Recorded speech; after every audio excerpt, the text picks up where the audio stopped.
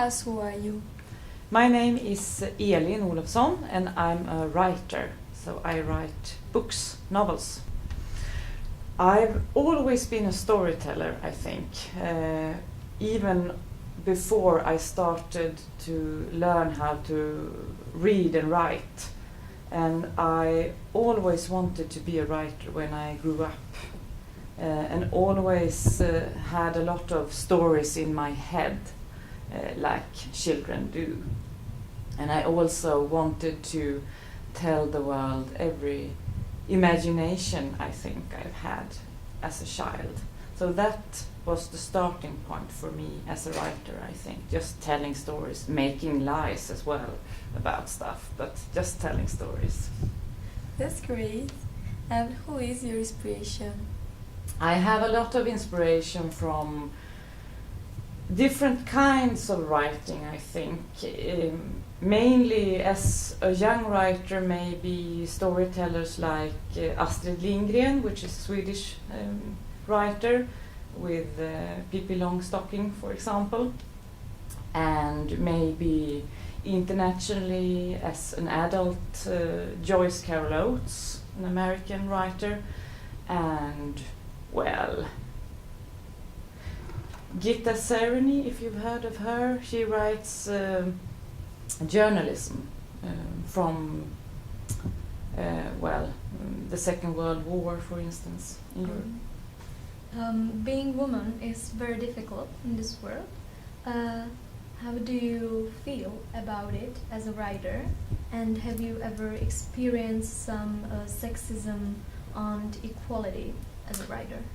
Yeah, sure. I think you have to... I was very shy as a young woman.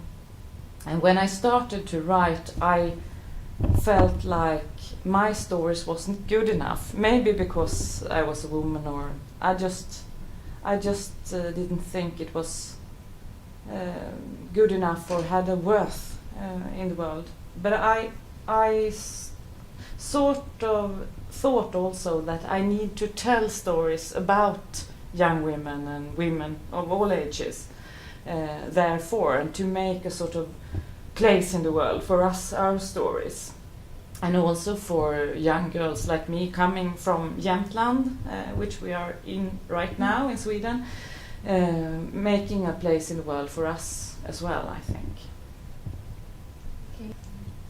Okay. You write a lot about nature in Jämtland. Are these places in the books real? Yeah, sure. Almost all the places are real.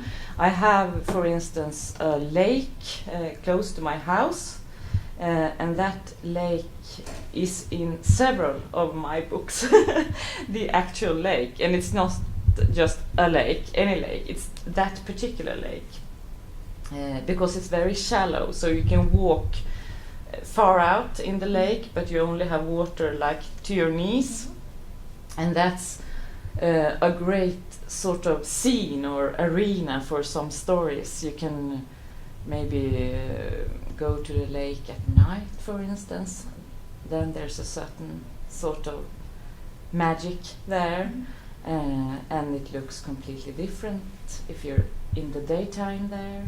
So I really like to pick places as well. Östersund as a city is in, I believe, at least 2 of my books, with different angles or different places.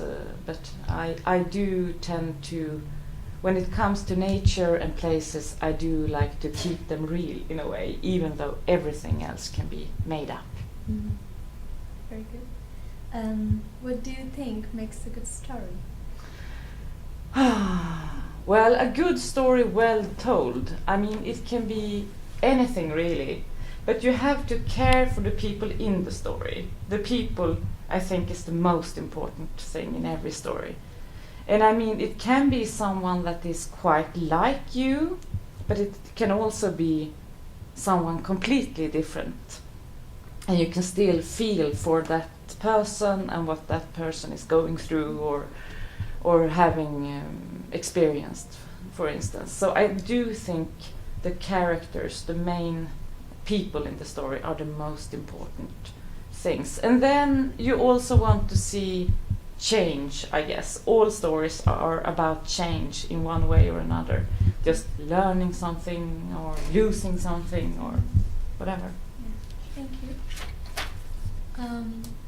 What was your childhood dream job, and have you reached your goals and dreams?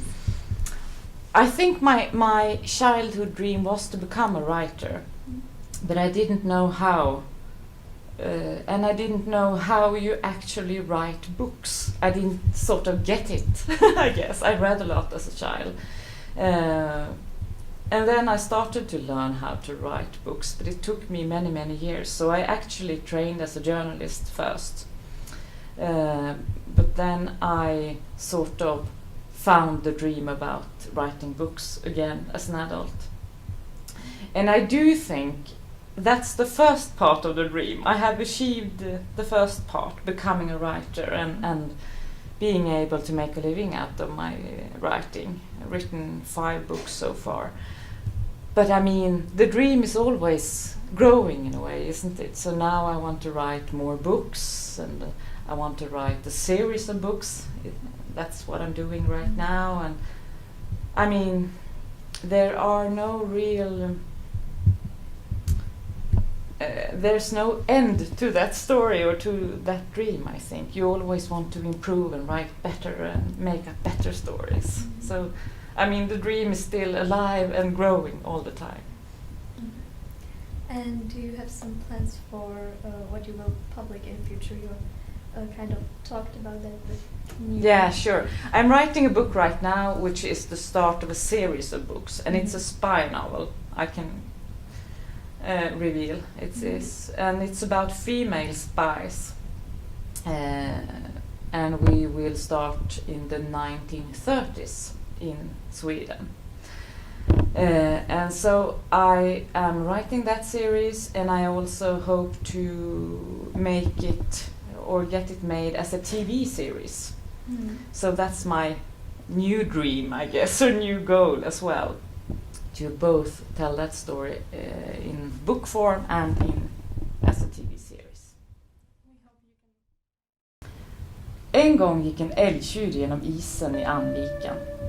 Det var i slutet av mars, bara någon månad efter att Alice lillebror begravts borta vid sockenkyrkan. En man kom från byn till klassrummet och berättade, och skolläraren blev alldeles blek. Men mina elever åkte ju nyss skridskor där. Tänk om de hade ramlat i. Han avbröt lektionen så att de kunde springa ut och titta. Fast det var långt till sommaren så hade älgtjuren börjat få horn, och han ruskade på huvudet om och om igen, som för att se om utväxterna på sidorna om hans skalle satt kvar. Benen höll han däremot alldeles stilla. Isvattnet nådde honom nästan till buken. Och det var sant som skolläraren sagt. Nyss hade barnen åkt skridskor där. Ja, de som hade skridskor. Alice hade sina skära med pälskant, och en del av pojkarna hade ju också. Och resten sprang och gled på skorna eller drog varann på kälkar. Runt där de hade skottat av snön med stora skyfflar. Isen hade sjungit och spruckit upp och frusit och tinat igen under flera veckor. Det visste Alice som åkt skridskor många gånger där, ensam sedan Jonathan dog. Men kanske hade skolläraren inte lagt märke till det. Han hade haft prov att rätta, övningar att dela ut och matematiska formler att skriva på tavlan. Och hade väl inte sett hur de mörka, svaga stråken bredde ut sig i den vita isen och höll på att ta över helt in i